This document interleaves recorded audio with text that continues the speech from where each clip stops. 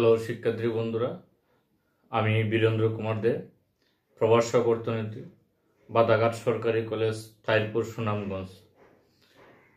COVID-19 জন্য সরকারের নির্দেশনা অনুযায়ী আমরা শিক্ষকরা অনলাইনে ক্লাস নিচ্ছি এবং সেই অনলাইনে ক্লাস ব্যবস্থাকে আমরা সুস্বাগত জানাচ্ছি। এই অনলাইনে ক্লাস ব্যবস্থা আমাদের কোভিড-19 জন্য একঘেয়েমি জীবনের মধ্যে যথেষ্ট ছন্দ ফিরে এসেছে এবং যথেষ্ট বৈচিত্র্য এনেছে এবং তার থেকে যথেষ্ট আমরা শিক্ষকরা এবং স্টুডেন্টরা যথেষ্ট উপকৃত হচ্ছি। তো শিক্ষার্থী বন্ধুরা, চলো আমরা সরাসরি ক্লাসে চলে যাই। আজকের ক্লাস হবে অর্থনীতি প্রথম পত্রের একাদশ ও দ্বাদশ শ্রেণীর অর্থনীতি প্রথম পত্রের দ্বিতীয় অধ্যায়ের 14তম ক্লাস হবে।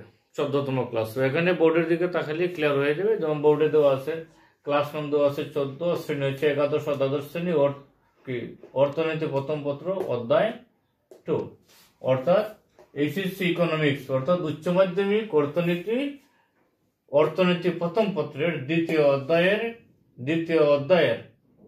14তম ক্লাস হবে। অর্থাৎ উচ্চ মাধ্যমিক অর্থনীতি প্রথম পত্রের দ্বিতীয় অধ্যায়ের 14তম ক্লাস হবে। তো আজকের প্রথম ক্লাসটা আমরা নিয়ে নেব কি, তার আগে আমরা নিয়েছি যোগান সূচি। যোগান কি আমরা এখন জেনে নেব যোগান সূচি।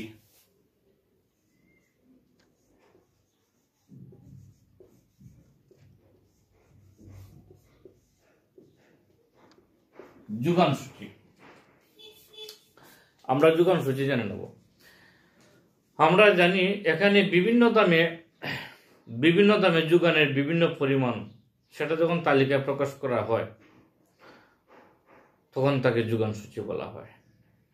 অর্থাৎ এখানে দ্রব্যের বিভিন্ন দামে বিভিন্ন পরিমাণ যে যোগান হয় তার তালিকাকে মূলত যোগান সূচি বলে।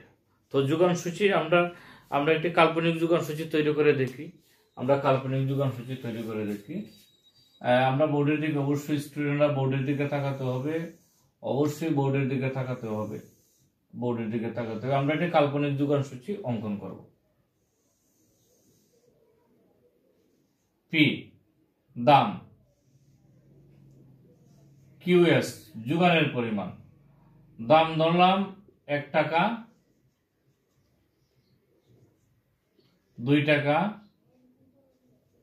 3 টাকা। যোগানের পরিমাণ দিলাম 10 একক, 20 একক, 30 একক।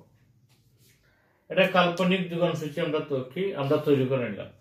আমরা আবারও বলছি, এখানে বিভিন্ন দামে যে বিভিন্ন পরিমাণ যোগান হয় তার তালিকাকে মূলত যোগান সূচি বলা হয়। তাহলে এই যে এখানে বিভিন্ন দাম দেওয়া আছে, বিভিন্ন যোগানের পরিমাণ দেওয়া আছে, সেই তালিকাটাই তো মূলত যোগান সূচি।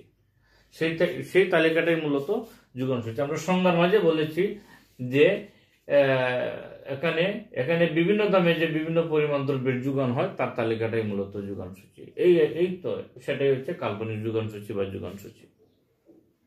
তারপরে আমরা চলে যাব যোগান রেখা। 2 নম্বর হচ্ছে যোগান রেখা।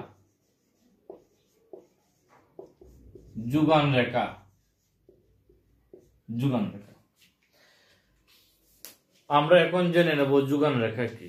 এখন যোগান সূচি এই যোগান সূচির জ্যামিতিক প্রকাশটাই হচ্ছে যোগান রেখা। অর্থাৎ যোগান সূচিকে যখন আমরা রেখাচিত্রের মাধ্যমে উপস্থাপন করি তখন সেটাই হয়ে যায় যোগান রেখা। অর্থাৎ যোগান সূচির জ্যামিতিক প্রকাশটি হচ্ছে যোগান রেখা। অর্থাৎ এখানে দাম এবং যোগানের মধ্যে যে সমমুখী সম্পর্ক সেটা যখন রেখাচিত্রের মাধ্যমে উপস্থাপন করা হয় তখন সেটা হয় যোগান রেখা। আমরা দেখি একটি যোগান রেখা অঙ্কন করি। তো যোগান রেখাটা অঙ্কন করি। আমরা দেখি বোর্ডের দিকে অবশ্যই তাকাতে হবে। আমরা যোগান রেখা অঙ্কন করব। কিউএস যোগানের পরিমাণ, পি দাম, এটা যোগানের পরিমাণ,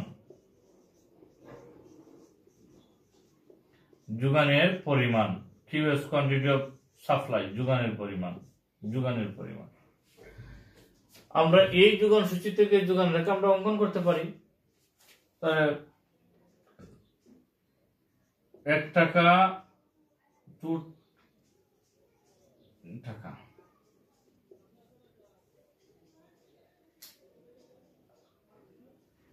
আমরা ধরে নিলাম দাম যখন 1 টাকা তখন যোগানের পরিমাণ 10 একক,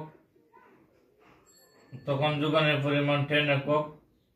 এখানটা বিন্দু দিলাম এ বিন্দু, যোগানের পরিমাণ 10 একক। তারপরে দাম যখন 2 টাকা,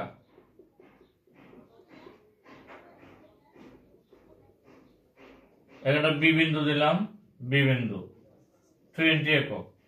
দাম বৃদ্ধি পেয়ে যখন 1 টাকা থেকে 2 টাকা, 2 টাকা থেকে যখন 3 টাকা হয় তখন যোগানের পরিমাণটা বেড়ে এইভাবে হবে সি বিন্দু 30 একক। এখন এ বি সি এই বিন্দুগুলো যোগ করি, এই বিন্দুগুলো যোগ করলে এস এস একটি যোগান রেখা পাওয়া যায়। এর রেখাটাই মূলত যোগান রেখা। এখানে আমরা যেমন যোগান রেখার ব্যাখ্যা করতে পারি, আমরা এইভাবে আসলে ব্যাখ্যা করতে পারি যোগান রেখা। চিত্রের ওয়াই অক্ষকে অর্থাৎ ভূমি অক্ষ হচ্ছে কি যোগানের পরিমাণ, কোয়ান্টিটি অফ সাপ্লাই, আর ওয়াই অক্ষে অর্থাৎ কি লম্ব অক্ষ হচ্ছে দাম, আর এস হচ্ছে একটি যোগান রেখা। তাহলে এখানে দাম যখন 1 টাকা তখন যোগানের পরিমাণ 10 একক প্রাপ্ত বিন্দু এ। আবার দাম যখন 1 টাকা থেকে বৃদ্ধি পেয়ে 2 টাকা তখন যোগানের পরিমাণ 10 একক থেকে বৃদ্ধি পেয়ে 20 একক হয় প্রাপ্ত বিন্দু বি। তারপরে দাম যখন 2 টাকা থেকে বৃদ্ধি পেয়ে 3 টাকা হয় তখন যোগানের পরিমাণ 20 একক থেকে বৃদ্ধি পেয়ে 30 একক হয় প্রাপ্ত বিন্দু সি।